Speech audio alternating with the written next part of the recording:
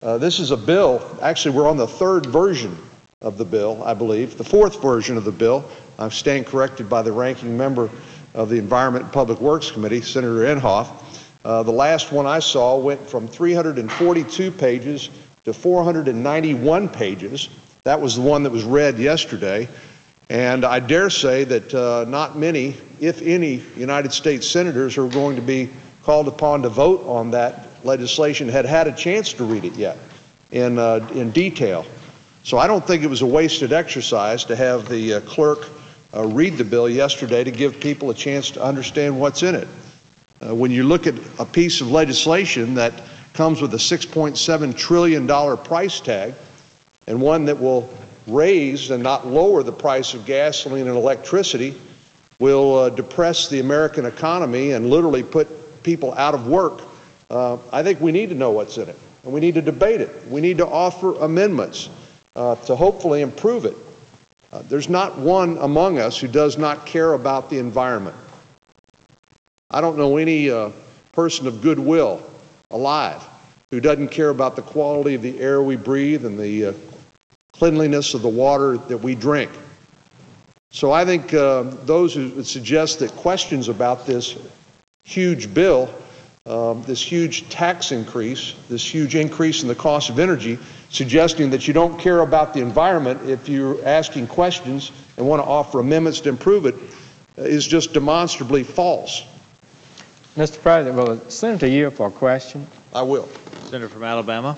Mr. President, Senator Cornyn is just a fabulous and important senator. He knows what's been happening here on all the important issues, and he knows the importance of certain actions on the floor. Senator Reid last night, as I understood it, felled a tree, and as I understand it, that impacts directly the ability of persons on this side to freely offer amendments. Is that correct, Senator Cornyn?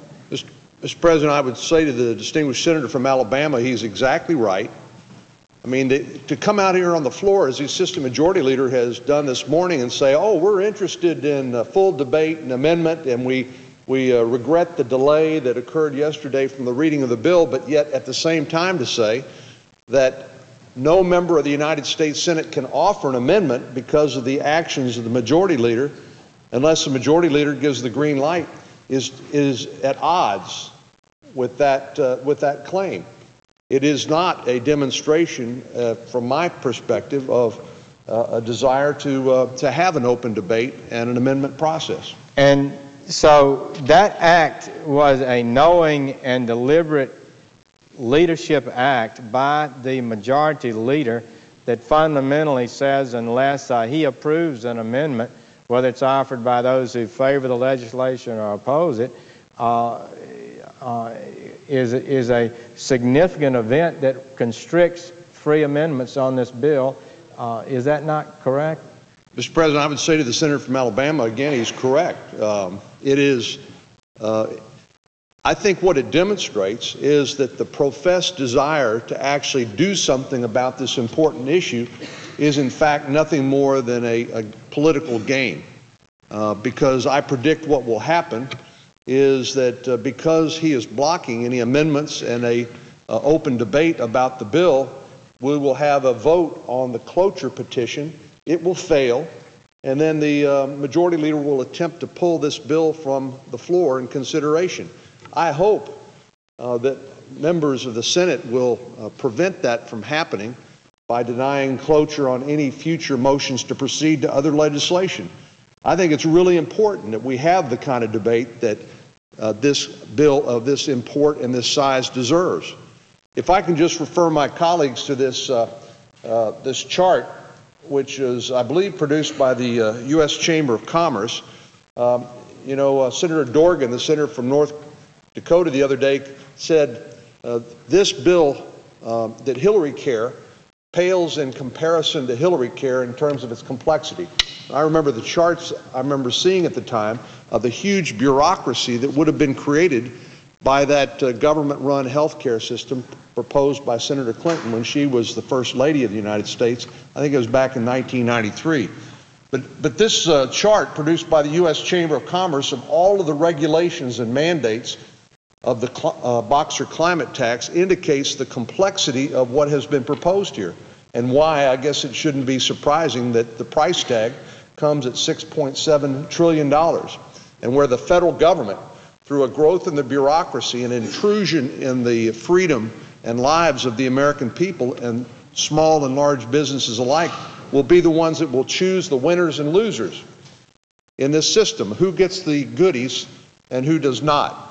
Who gets permission to operate their power plant? Who does not? And that's why the price of gasoline, that's why the price of electricity is expected to go through the roof as a result of this bill. I agree with the senator from Tennessee, Senator Corker, who called this the mother of all earmarks. You know, there's been a lot of discussion about earmarks here and lack of transparency in the way Congress spends money. Well, this bill, if it's passed and signed by the President of the United States, would empower the United States Congress to dole out earmarks with a complete lack of transparency in a way that would allow massive government intrusion in the free market system. That's why the Wall Street Journal dubbed this bill the biggest government reorganization of the economy since the 1930s. The National Association of Manufacturers has estimated this economic impact in my state, the state of Texas. We are fortunate now, while some parts of the country are suffering through a headwind when it comes to the economy, that we're doing pretty well, relatively speaking. Unemployment's at 4.1%. A lot of new jobs have been created. A lot of opportunity. We've seen a lot of growth in the population because people are moving where the jobs and the opportunity are. But under the Boxer climate tax bill that we have before us on the floor of the United States Senate, it's estimated that 334,000 of my constituents would lose their jobs. Why would they lose their job? Well, because this bill would be like a wet blanket on the economy, raising electricity prices, raising gas prices on everything from agriculture to small businesses. And it's estimated cost the average Texas household $8,000 in additional costs. Now that's on top of the $1,400 that most Texas households are currently having to pay because of increased gas prices due to the obstruction of Congress in failing to allow development of American natural resources, an American solution to our energy crisis. It would be a $52 billion loss to the Texas economy. As you can see here, it's estimated that electricity prices would go up 145% and gasoline prices 147%. I'm really sorry that the Assistant Majority Leader refused to allow us to offer an amendment designed to lower gas prices, because I can't think of any more urgent, any more targeted relief that we could offer the American people today than to provide some relief for the pain at the pump. And I think that should be our highest priority as we go about the process of developing a clean energy future for this country, as we transition out of an oil-based economy into one for renewable forms of energy, increase nuclear capacity, and one that will improve the climate. Would the senator yield for just a real quick question? I don't want to use your time. I think it should be made very clear today as we go into debate. We look back at the Clean Air Amendments of 1990s. We had something like 180 amendments considered at that time. We had it on the floor for 5 weeks. This goes much further than those amendments did, and yet they're cutting us off. Let's make it very clear: the Republicans on this side of the aisle want to debate this bill, want to vote, recorded votes on amendments, and want to vote on the bill itself. The senator from Oklahoma is absolutely correct.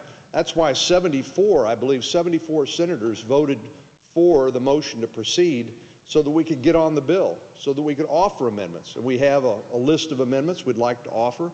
We'd like to have debate on those amendments, because we think the impact of this proposal would be dramatic on the American people and on the economy, and would, in all likelihood, not accomplish the goal that Senator Boxer professes to want to accomplish.